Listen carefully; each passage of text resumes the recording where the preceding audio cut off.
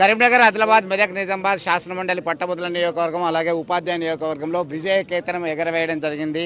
కేంద్ర హోంశాఖ సహాయ మంత్రి బండి సంజయ్ అలాగే ఇతర ఎమ్మెల్యేలు నేతలందరూ కూడా ఒక వార్ ఫుడ్ ప్రోగ్రామ్ లాగా తీసుకొని విజయ డంకా మోగించడంలో కీలక పాత్ర పోషించడం జరిగింది. ముందుగా మీకు కంగ్రాచులేషన్స్.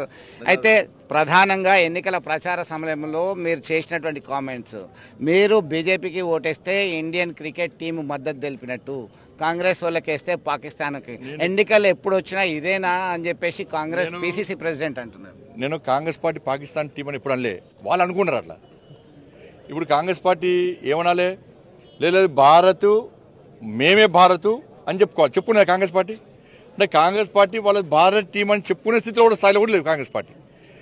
అంటే భారత్ అని వాడడానికి మేము ఇండియన్స్ అని చెప్పుకోవడానికి కూడా కాంగ్రెస్ పార్టీ భయపడుతున్నది. పోయి కాంపిటీ ఇచ్చింది. వాళ్ళు ఏమైంది, ప్రజలు ఏం తినిపించారు ఇలా? కాంగ్రెస్ పార్టీ భారత్ అని చెప్పుకుంటలేదు, వాళ్ళు ఇండియన్స్ అని చెప్పుకుంటారు. మాకేం బాధ, కానీ ఇండియన్స్కి ఓటేస్తాం మేము, ఓటేసారు ఇవాళ. ఆ రోజు ఇండియా పాకిస్తాన్ మ్యాచ్ అయినప్పుడు ఎట్లా ఉత్కంఠమైన వాతావరణం ఉంది.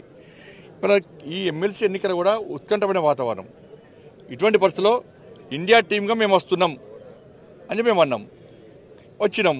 ప్రజలు మాకు ఓటేసారు. ఒక్క దానికోసం కాదు కదా, ఇలా అభివృద్ధి చూసారు, మోడీ గారి యొక్క గొప్పతనాన్ని చూసారు, కార్యకర్తలు చేసిన పోరాట పటిమని చూసారు, కాంగ్రెస్ పార్టీ మీద ఉన్న వ్యతిరేకత ఏందో స్పష్టమైంది. ఇవన్నీ సంగతి ఇలా గెలుపు సాధ్యమైంది. అంటే 15 మాసాలైంది కాంగ్రెస్ ప్రభుత్వం అధికారంలోకి వచ్చిన తర్వాత 3 కీలకమైనటువంటి ఎమ్మెల్సీ స్థానాలు, ఒకటి హైదరాబాద్, మరొకటి టీచర్స్ అండ్ గ్రాడ్యుయేట్స్ సంబంధించి మీరు సాధించడం జరిగింది. దీంతో మీకు ఈ ప్రత్యామ్నాయం మీకు రావాల్సింది వేరే దక్కింది. ఇతరులకి సరైనటువంటి నిర్ణయం సరైన సమయంలో తెలంగాణ ప్రజలు తీసుకోలేదని గతంలో సైతం రాజకీయ విశ్లేషకులు భావించినటువంటి నేపథ్యం. ఇప్పుడు ఏ విధంగా మీరు ఫుల్ఫిల్ చేస్తారు రాబోయే కాలంలో అధికారాన్ని దక్కించుకోవడానికి? ఈ 2 ఎమ్మెల్సీ స్థానాలు గతంలో మై కావు, 2 ఎమ్మెల్సీ స్థానాలు మేము కైవసం చేసుకున్నాం.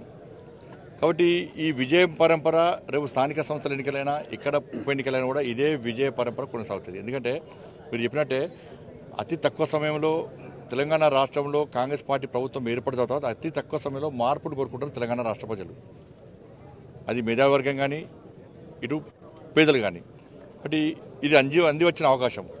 ఈ మార్పు కోరుకునే వాళ్ళందరూ కూడా మేము భారతీయ జనతా పార్టీ కోటేసి గెలిపించాలి, భారతీయ జనతా పార్టీ ద్వారా మాత్రమే మార్పు సాధ్యం అని భావించిన తర్వాత ఇవాళ స్థానిక సంస్థల ఎన్నికలు ఇలా కేంద్ర ప్రభుత్వమే నిధులుస్తున్నది, కేంద్ర ప్రభుత్వమే సంక్షేమ పథకాలు అమలు చేస్తున్నది.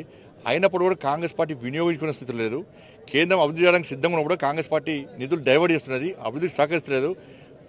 ఎప్పుడు కూడా నిత్యం కూడా మోడీ గారిని తిట్టడం, అవమానపరచడం, ఇలా కేంద్రాన్ని విమర్శించడమే పనిగా పెట్టుకున్నారు.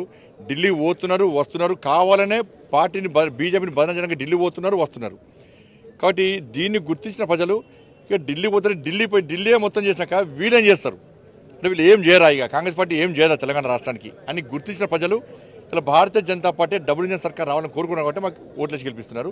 రేపు ఎక్కడ ఎన్నికలు జరిగిన కూడా ఇదే విజయ పరంపర కొనసాగుతుంది. జాతీయ స్థాయిలో అధ్యక్ష పదవికి దక్షిణాది రాష్ట్రాల నుంచి ఒక కీలక నేత ఎంపిక కాబోతున్నారని చెప్పేసి సమాచారం అందుతుంది. దానిలో మీ పేరు కూడా ఉన్నది. బండి సంజయ్ రాబోయే కాలంలో జాతీయ స్థాయి అధ్యక్షుడు అయ్యే అవకాశాలు కనబడుతున్నాయి. Bharatiya Janata party north south ఇవన్నీ ఏముండేయండి, ఇవాళ ఒక టీం కూర్చొని జాతీయ నాయకత్వం నిర్వహిస్తుంది. అది ఒక టీవీ ఛానల్ వచ్చిన కానీ నాది అంత స్థాయి కాదు, నేను దానికి అర్హునని అనుకుంటలేను. కాబట్టి కేంద్ర నాయకత్వం ఒక మంచి వ్యక్తిని, సత్తా ఉన్నటువంటి వ్యక్తిని